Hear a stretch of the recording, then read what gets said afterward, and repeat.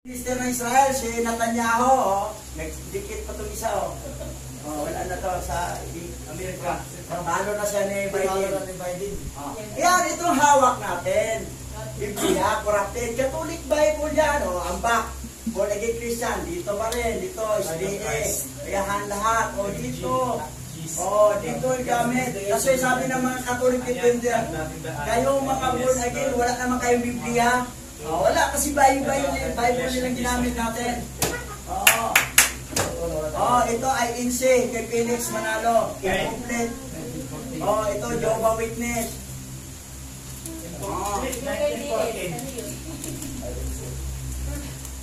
Ngayon, ang tanong, kasi nilusob yung Israel sa noong 70 AD.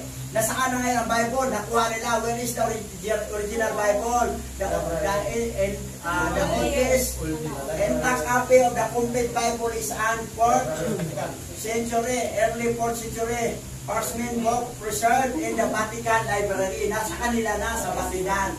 And it is known as a Codex Vaticanus. Yun na, pinapalitan na nila. And the oldest copy of the Tanakh. Tanakh, yan ang Hebrew. Ang ibig sabihin ng Tanakh sa Bible, Biblos. Sa English Bible. Tanakh yan sa Hebrew. Tanakh. Tanakh. In Hebrew. Aramaic dated from the 10th century. Pag sabi na, saan ang Tanakh ko? Ibig sabihin, saan ang Bible ko? Hebrew word yung Tanakh. May Tanakh sa Bible school. So, the original New Testament, alamin natin original New Testament, recipient and the written were the Hebrew, comparing in dwell in the various part of nation of the known world in sa Acts 2. 5:11, therefore, why should the Hebrew writing to another Hebrew? Yun na yun. Yung Hebrew, nalipat sa ancient Hebrew, tapos napunta sa modern Hebrew. The Hebrew writing to another Hebrew. Write in the complete foreign language since such is definitely logical. And written obviously in the Hebrew Aramaic language. So, ang New Testament, Hebrew Aramaic language talaga, hindi Greek. Nilipat lang nila, hindi na original. What is the original Bible? Written and the text were the mainly written in the biblical Hebrew. Hebrew talaga. And some portion, in Daniel and Israel, in biblical Aramaic. Hebrew, biblical Hebrew, sometimes called classical Hebrew, is an archaic form in the Hebrew language. And the very first translation of the Hebrew Bible. Tapos nalipat was into Greek. Dito na, iba na rin ang pangalan. Pansinin mo ito yung nakalagay sa Bible, original. Matthew 24, verse 2. Sabi rito, and Yahawashi said to them, do you not see all this truly? I say to you, not one stone shall be left here upon another and at all, which shall not be thrown down. And as he sat on the Mount of Olives, and Talmidim came to the separately, saying, say to us, when shall he be that what are the sign of your coming and to the end of the age? And Yahawashi answering, said to them, take heed to not one lead you astray, for many shall come to my name, saying, I am Messiah, and he shall lead many astray. And you shall begin to hear and fighting and report of fighting, and say that you are not troubled today. Sa Matthew 24, 2-6. Basahin natin yung Bible na galing sa Vatican. Pero nakalagay mo, Yahawashi yan, di ba? Yahawashi yan, di ba? Hamashaya. Ngayon, ito yung speaking Hebrew. Matthew 24, 2 hanggang 6. Sinabi sa kanila, nakikita ba ninyo ang mga gusaling yan? Tandaan ninyo, darating ang araw na wala riyang natitirang bato sa ibabaw ng kapwa bato. Lahat ay maguguho. Noon si Jesus, Jesus na. Yahawashi yan, di ba? Sa original, binuta ni Jesus ay nasa bundok na Olivo. Habang sila ay nakaupo ron, palihim silang nagtanong sa kanyang mga alagad, kailan po ba magyayari ang mga sinabi nyo? Ano po ba ang magiging palatandaan ng inyong huling pagparito at ng katapusan ng mundo? Sumagot si Jesus, aba, siningit na, Jesus na. Kasi galing to sa Greek kasi, i-translate, dapat Yahweh siya yan. Tingnan mo paano tayo pinuloko ang isang katauhan. Pinalitag Jesus, mag-ingat kayo upang hindi kayo maligaw ni naman. Maraming naparito sa pangalan ko at magpatanggap sila na Kristo. Aba, Kristo na. Hindi na masyaya. Sino yung si Kristo, si Christ? Si Christ na yan. Yung kinikilalanggad ng Hindu. At marami silang niligaw. Nakarinig kayo sa mga labanan at magkakabalita sa mga digmaan sa iba't ibang dako. Ngunit huwag kayong mababahala dahil talaga mangyayari ang mga iyon, bagamat hindi pa iyon ang katapusan ng mundo. Kita mo paano nila kurap ang Bible? Ang Yahweh siya pinalitan na nag-Jesus. O di ang mga tao nagbasa, nag-Jesus din. Kasi ang paniwala nila, tama yung Bible binasa na mali. Corrupted. O ito. Barasat, bara, alahayam, wat, asamayam, wat, hasarotasa. Okay. So, ito alahayam mo. Ito. La, ha, ya, yam, alahayam. Yan. Okay. Dito tayo, pinalaki ko. La, ha, ya, alahayam. Hindi God. Ngayon, sa Lit and Hebrew, ito na. Ano yan? Alahayam to, alahayam. Pero ginawang God, in the beginning God created the heaven and earth. Ginawa na nilang God. Pinalitan ng alahayam sa God. Yan, kita mo paano pangluloko. Yan, dito ha. La, ha, ya. Ito final letter is M. Hayam. Ano hayam? Ginawa nilang God. Ang alahayam, ginawa nilang God. Pero alahayam yan. Ngayon, alamin natin kung sino ito. Hindi ba tayo niloko nito? Kilalanin natin ito. Ayan. Ayan. Si God ito. Babylonian deity. Alam mo ba deity? Kinikilala ng God. Deity. Babasa sa Isaiah 65:11. Okay. Hanapin natin Isaiah 65:11. Ito. Sa Tagalog, ngunit kayo na nagtakwil kay Yahweh at kumimot sa aking banal na bundok. Kayo ay sumamba kay God. Bakit ayan? Naman doon. Ang sound pareho. God. At nini, na Diyos ng swerte at kapalaran. Lang sila, nag-ano swerte kapalaran. Katulad ng Black Nazaren, swerte daw pag makahipo ka, kahit nag-stampede na. Kasi swerte kapalaran. Mali. Yan, sino yan si God? Alamin natin, God ng Babylonian yan. Babylonian. Ngayon, si Gadriel. Di ba kasi ang sitan, mabasa sa Book of Enoch. Sa Book of Enoch, 5 sitan. Ngayon, ito si Gadriel, sino siya? Chief in the fallen watcher. Ngayon, he is said to have been responsible to receiving it. Diling lang ni Gadriel si Iba. Si Gadriel pumasok sa ahas. At niling lang si Iba. At napuntisan si Iba. Sinong tatay ni Cain? Si Gadriel, si God, na tinatawag sa lahat ng tao na God, oh my God, Diyos, simple mo Diyos, God. Si Satanas yan, si Gadriel yan. Patuloy ka ng tawag ng God, hindi alam si Satanas yan. Pinaglulukong natin sa Bible nang galing sa Vatican. Ngayon, there is not just one adversary o Satan. Kasi ang English ng Satan, adversary. Ibig sabihin, kumakalaban sa Creator. There are 5 adversary o Satan, 5. Who are leader over the fallen angel. Sila yung mga high-ranking angel, fallen na binagsak sila. There is not just one Satan. There are 5. 5 ang Satan. 5 ang Lucifer. Alamin natin sila. Si Jikon. Jikon. Sinong pangalawa? Si Asbel. Pangatlo, si Gadriel, tatay ni Cain.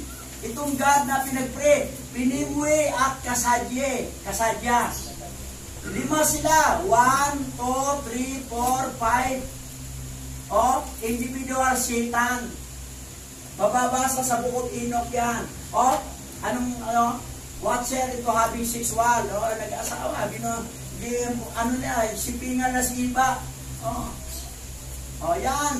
Si Lucifer, si Gadriel. 5 si Lucifer Si Jikon, Asbel, Gadriel, Pinimwe, Kasadya. Yan, ito. Iba pugi, guwapo. Kasi si Adan, si iba, kung anong kulay ng lupa, yun ang kulay ng balat nila. Katulad natin, di ba? Ngayon, pag puti ka, anak ka ni Gadriel. Guwapo si Gadriel o Lucifer o. Guwapo.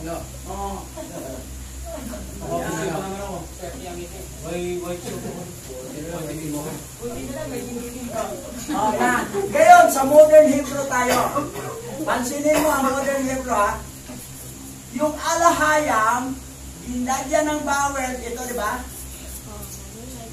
Sigol, Siba, tapos Kulim, naging Elohim, pagbasa.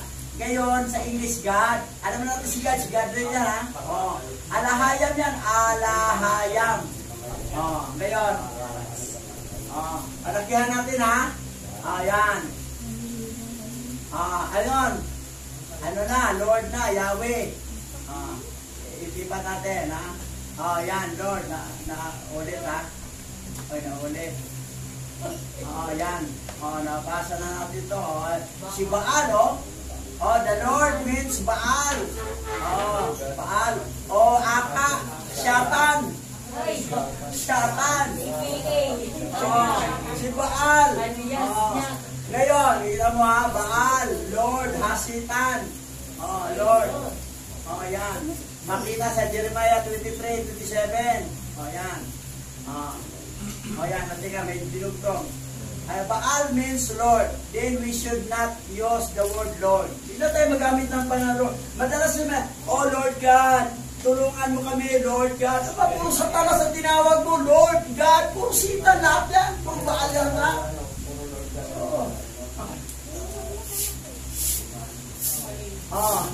The word Amen. Itong Amen. Ensen.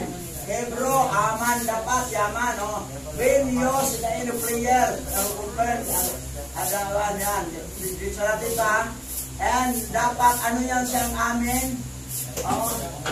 Dapigan, apigan daiti, Amin Ra. Unless state of the sea that the word deliberate worship dapigan daiti. Sino yan si Amin Ra? So, hindi na tayo pwede magsabi ng Amen. Sa Egypt. Dapat Yaman. Yan, Amen. Amen, God. Amen, Anom, Amon, Amen is the ancient Egyptian God of the sun and air. His name means the hidden one, visible, mysterious form, unlike the other Egyptian God, and considered Lord and all who confess every extent of creation. Yan. So, Amen, Satan yan. Satan. God ng Egyptian, ancient Egyptian God of the sun. Yan. I am Amin Ra. Yan. Yan. Amin Ra. Did you know that this day that my name is recite the end of prayer, both Jewish and Christian religion? I-recite ang pangalan niya. Siya si Amin Ra. Amen. I am Amin Ra. Recite my name. Yan. Tingnan mo. Yan ang God mo. Napulo, Kilon. Yan ang Diyos ng Paraon. Ito, Yahweh Shai. Yahweh Shai, di ba? Yan. Ngayon, ang Yahweh Shai, ginagyan ng bowels, di ba? Sigol, patak. So, ang nangyari, basahin yan, Yehoshua na. Yehoshua, Yeho. Kasi may H siya, H, Yehoshua. Ngayon, pansinin mo ha, Palyo Hebrew yan, Yahweh siya yan. Ginawa modern, tinanggal tong H, wala na dito. Etong H, wala na. Tapos, itong dito na siya, dilipat dito. Itong wow, dilipat doon. Saan ba nakapwisto ang wow? Ito. Di ba dito? Ayun, dilipat dito. Ito nakapwisto ang siya. Dito, dilipat dito. Tapos yung H, wala na. Tinanggal. So, sa modern Hebrew, naging Yeshua yan. Instead na Yahweh siya. Yehoshua sa modern Hebrew. Yehoshua. Tingnan mo, Yeshua na lang. Tingnan mo, paano nila pinagluluko ang tao. Nagbawas. Yan. Yeshua na, instead na Yehoshua. Pero paano Hebrew basahin yan? Yahweh siya yan. Yahweh siya. Ngayon, ano nangyari? Ang Yehoshua, naging Yeshua dahil tinanggal na ito at saka pinagpalit itong dalawa o pinabalitan. Nakita nyo paano na ginawa? Pinagluloko tayo. Ngayon, Yahweh siya. Hindi talaga pwedeng Yeshua kasi may sound U at saka E at saka O. Babylonia, dapat ito wala o ay lang at saka A lahat o A lahat o at saka ay. Yahweh siya. Ito may sound A, may sound O, may sound U. Yehoshua. Hindi na pwede yan. Yahweh siya yan, yung pagbasa. Diba? Ngayon, ang original form, Yahweh siya. Ginawang modern, Yehoshua. Tapos, short term, tinanggalan ng H, pinaliktad yung wa at saka wow at saka siya, naging Yeshua. Pagdating sa Greek, Isos. As transliteration of Yeshua, Isos na kita mo paano na tayo pinagluloko ang sa katawan nito. Yahweh siya ito, ginawang Yehoshua. Tapos tinanggal tong H at saka O, Yeshua na. Ngayon, pagdating sa Greek, Isos. Ngayon, bago dumating sa Latin, tinanggal tong O. Wala nang O dito. Wala na to. Isos. Ngayon, tinanggal ang I, pinalitan J, Jesus. Invented. Ngayon, magtiwala tayo dito na ito'y magdala sa atin sa langit. Invented lang pangalan. Evolution na. Nag-iba-iba. Evolution. Parang tao katagalan naging unggoy. O unggoy katagalan naging tao. Parang gano'n nangyari. Dinala tayo sa evolution. Saan ba nanggaling ang Jesus? Evolution ang dating. Nanggaling yan si Yahweh siya. I-evolve nila. Pinagluloko tayo. Ngayon, ganado pa kayo tumawag dito na invented yan. Ito. Some authorities who have been spent their entire living studying the original name of the belief that Jesus actually means Helsius. Yung Jesus original name, Helsius. The Isos in the Greek and the Helsius. And the translated Hel and Sus. And Sus. Translated as the Sus. The English name, Jesus. Therefore, the etymology of Jupiter, Sus, the chief god of the ancient Greek Olympus. Yan. Kita mo yun? Ngayon, the plan of the Greek symbol, merely drafted the Hebrew technology, the name, which refers to the Hebrew deity, and substitute the name or letter referring to the name of the supreme deity of Shus. Yan. Shus. And the Pito Magasin. Yan. Ito makita. Ngayon. Ito yun si Helsius. Ito yun, Helsius. Greek means Helsius. Yan. Hill. Tapos, Shus. Itong Shus, Bakit pala ilaw? Yan, Helsius. Tapos, Jesus na, tingnan mo, Ngayon, the pagan, the Greek, the Roman had worshipped Zeus and the supreme deity. Their savior was Zeus. So that they were eager to accept Jesus as Jesus. And Jesus their savior and the origin Christianity. Yan, sabi dito. Ayan. Ngayon, the Council of Nicaea created the name Jesus Christ. Yan, di-create lang nila. Nagtatanggal sila mula sa Yahweh siya, Yehoshua, Jesus, hanggang pabagsak, Jesus Christ. Created Christianity. See to yourself, kita mo, yan, nagbiti sila. Paano sila pangalan? Yan. Ito, galing to sa dalawa dito. Ito si Helsios. Ito si Krishna. Krishna. Ito yung God ng Hindu. Krishna. Alisin yung NA. Di ba? Christ. Si Krishna. Christ. Yan. So, Krishna. Sa Tagalog, Christina. Helsios. Ngayon, ito si Helsios, Isos.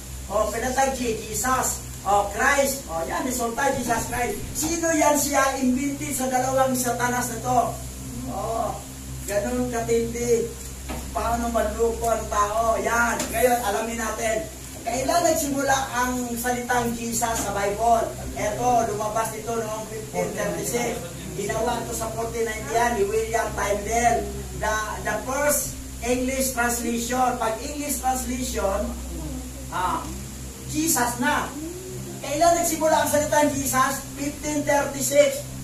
Pagpunta ni Magellan dito, wala pang salitang Jesus. Pagpunta si Magellan dito, March 15, 1621, di ba? March 15, 1621. Philippines was discovered by Magellan. March 15, March 16, 1521. Kailan natapos ang English Bible? 36. Nauna pa si Magellan pumunta sa Pilipinas, sa Copper. 1521, pero nayari ang Bible na English, 1536 na. Mapansin mo paano tayo pinagluloko? Pagpunta ni Magellan, wala pa talagang word na Jesus. Kasi ang word Jesus mabasa sa English Bible. Sa Greek yun, Isos. Yan. Yan. Yahweh. What is it? Yahweh yan. He is not Yahweh. Jehovah. Ahaya. Yahuwah. Lord God. His name is YHWH. Yahweh. Hindi siya Yahweh, hindi siya Jehovah, hindi siya Ahaya, hindi siya Yahweh, o Yahuwah, o Lord, o God. Malinaw po yun.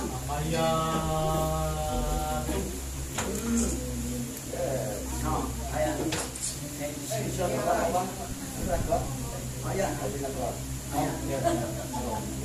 Picture, 1, 2, 3.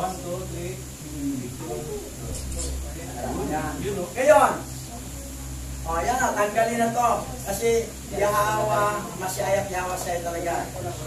Yan. Ngayon, Jesus Christ, ang pangalang sinamba ng buong mundo ngayon. Di ba? Ang talino talaga ni Satanas. Tingnan. Ang talino talaga ni Satanas. Jesus Christ ang pangalan sinamba ng buong mundo. Pero ang Jesus Christ, siya rin yan Yahweh siya yan. Hindi talaga ex-Jesus. Kasi basahin mo, the real name of the Messiah is Yahweh Shai. This is Hebrew. The letter J does not exist in Hebrew alphabet and was created only 600 ago. Created lang yung Council of Nicaea. Year after Yahweh Shai was hung on the tree. Hindi siya nakapako sa cross, sa tree siya naghang. Binitin, the nation of Israel. No matters when you call on someone, it's important. Walang J. Ngayon, alamin natin sino ang nag-imbento ng J.